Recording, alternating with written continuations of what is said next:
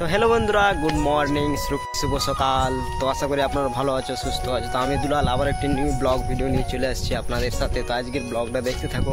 আজ সকালে পুরো দৃশ্য। তো আজ ঘুম থেকে উঠলাম একটু দেরি করে। আজকে জানালা পাশ দিয়ে হালকা ঠান্ডা বাতাস আসছিল। ভাবলাম তো দেখি বাইরে কেমন, আর খুলেই দেখি আর বৃষ্টিটা একদম যেন মনের মতো পড়ছে, হালকা শান্ত, একটা ক্লান্তি মুছে দেওয়ার মতো। তা বলে এখন বৃষ্টি হচ্ছে, মানে তো ছাতা নিয়ে, এই যে ছাতা নিয়ে এলাম, ছাতা আর বেরিয়ে পড়লাম। কোথাও না কোথাও তো পৌঁছতে হবে, তাই না? আসলে কি জানো, বৃষ্টির দিন রাস্তাগুলো কেমন যেন গল্পে বলতে শুরু করে।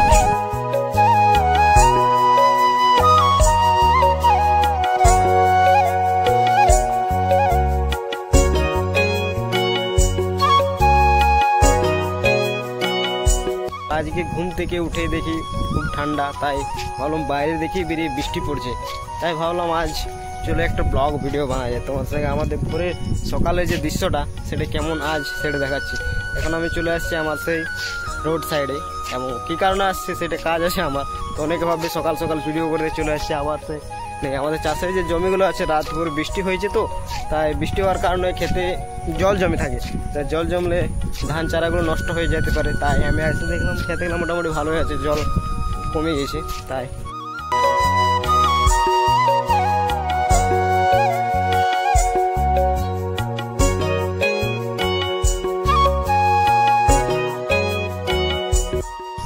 আজকের ব্লগের কোনো বড় প্ল্যান নেই, ভাবলাম তোমাদের নিয়ে এই বৃষ্টির হাওয়াটা একটু শেয়ার করি।